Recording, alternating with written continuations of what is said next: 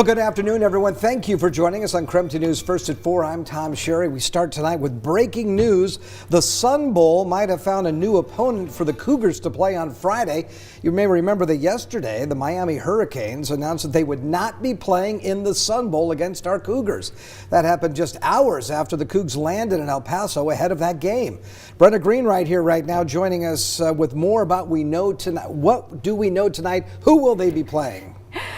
Oh my goodness, has it been a wild 24 hours for this Cougar squad. Earlier today, the team practiced in El Paso, still hoping for an opponent. Right after media availability, it broke that Boise State is unable to play in the Arizona Bowl because of a COVID outbreak in their program. That then cleared the way for Central Michigan, the team that was supposed to play Boise State in the Arizona Bowl, to play in the Sun Bowl. However, we're still waiting on details to be ironed out for that. I would be shocked if this didn't happen at this point. Central Michigan is only a 4-hour drive away from El Paso. They're in Tucson right now, so there are no logistic problems in terms of getting a team there. One of the big reasons why Central Michigan would make the move from the Arizona Bowl to the Sun Bowl is because the payout much bigger for the Sun Bowl. The bowl game gets paid $4.3 million in TV money by CBS. Meanwhile, the Arizona Bowl only makes $350,000 in TV money, and it's only streamed on YouTube. Of course, something that is holding this up is that the Arizona Bowl wants a cut of the pie if they let Central Michigan go. Earlier today, media on the ground in El Paso caught up with WSU, and the team's enthusiasm to play was still through the roof. This group has been through a lot, you know, with a coaching change in the middle of the season and how tight our group is really bonded together. There's no challenge that we feel like we can't overcome. They just want to be together, right? And when I told them this morning, you know, we don't know what's going to happen, but let's go out there and work, they started celebrating. You know, they want to be out here together, and that's why we're fighting to hopefully keep this season going. We've been through a lot, and, you know, I'm trying not to get emotional, but it's been a crazy season. You know, we would like to finish it with you know, playing the game. So. Just an unreal here.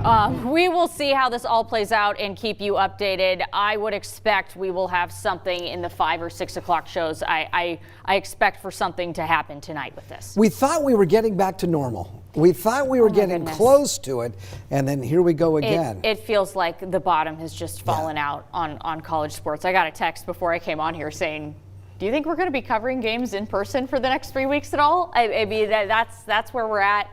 You know, obviously, you know, this game could get set up, and then Central Michigan or Wazoo could have a COVID problem, and it could fall through again. So there is just so many different factors going on right now. It is definitely a bit of a weird time in the world of sports in terms of COVID. Well, Brenna, we'll hope for the best, and thank you for the coverage. We appreciate it. Yeah. In the meantime, since we know that if WSU plays in the Sun Bowl, they will definitely play Central Michigan. Travis Green now joins us with preview WSU's next potential opponent. Right, Central Michigan, whose Arizona Bowl game was also canceled due to COVID, which Boise State having issues within its program. The Chippewas went 8-4 this season and finished second place in the MAC. If it weren't for a 1-point loss to Northern Illinois this season, they would have been atop the conference. They're a team that has a balanced attack on offense and a star running back in Lou Nichols III, who had over 1,700 yards rushing this season. Central Michigan has some strong ties to WSU as their defensive coordinator, Rob Akey, held the same position at WSU from 2003 to 2006. He was a defensive line coach for the Cougs from 1999 to 2002 as well.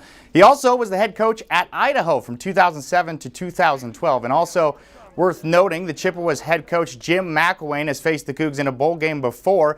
Back in 2013, he was the head coach at Colorado State when the Rams had a comeback win over WSU in the New Mexico Bowl. So surprisingly, a lot of ties to the Central Michigan team if the Cougs are to face them. For now, in the newsroom, Travis Green.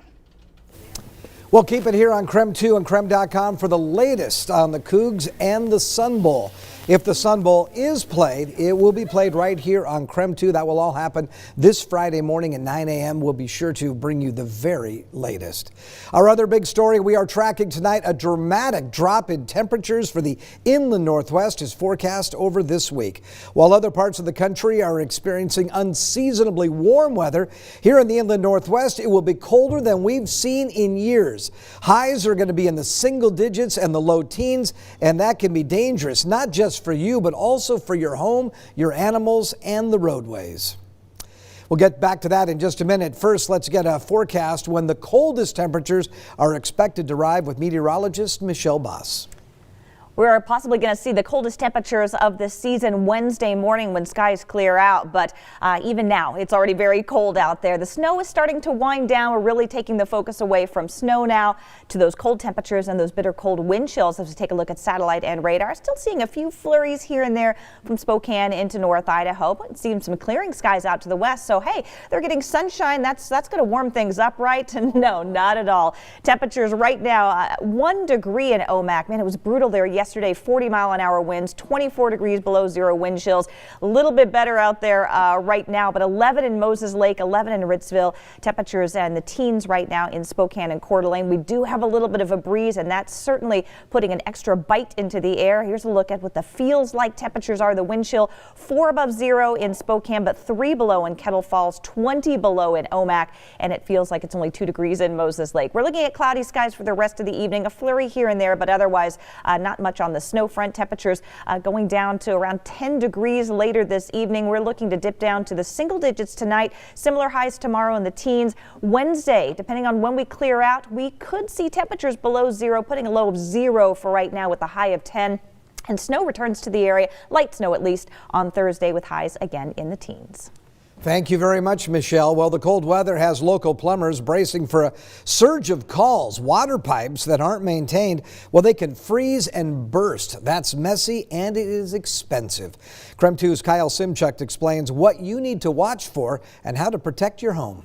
Plumbers tell us if your pipes do freeze, you'll notice a dramatic drop in pressure in your sink or shower, and in some cases, you won't have any running water at all. That means no laundry, dishes, or showers until the problem gets fixed. A frozen pipe can also burst, spraying water and flooding your basement, and if you're not home, that water can really do some damage. Plumbers say one of the most important things to do is disconnect any outdoor hoses and insulate the faucet. You can find those covers at any hardware store. Now for pipes inside your home, open up sink cabinets to let heat circulate and consider leaving a trickle of water running from the faucet highest in the house, and that trickle should be a small steady stream. Everyone in your home should know where the main water shutoff valve is. If you notice any issues, call a plumber before the problems get worse.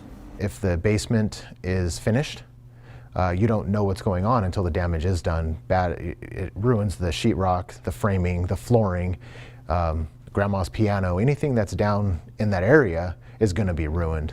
I mean, I've seen it upwards of $40,000, $50,000, $60,000 worth of damage. Phones were ringing all day at Bulldog Rooter's office. Plumbers say they expect to get even more calls in the next few days as temps get even colder. In some cases, you'll be able to clear a frozen pipe yourself, but never use an open flame. Consider using a hairdryer or electric heater. And Bulldog Rooter told us even though they are busy, they have enough staff on hand to respond to emergency calls the same day. Reporting in Spokane, Kyle Simchuk, KREM 2 News. Thank you, Kyle. Well, dialing up the thermostat just a few notches during this freeze can add up on your energy bill. So for tips on how to save money this winter, you can text the word SAVE to 509-448-2000. We'll send that information right to your phone. The city of Spokane has opened a warming center. They did that in downtown Spokane yesterday. Along with food and blankets, there are more than 100 mats for people needing a place to sleep overnight.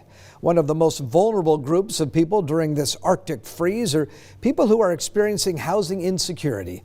The Spokane Fire Chief says when the city saw this storm coming, they knew they had to do something for those without a place to go.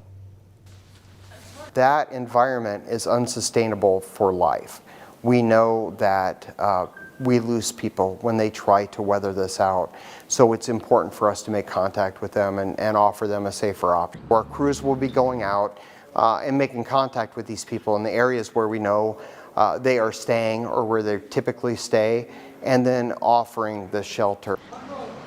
The city is taking donations for that warming shelter. They say the most requested items are socks and, of course, other winter clothing, and those can be dropped off at the Cannon Street shelter.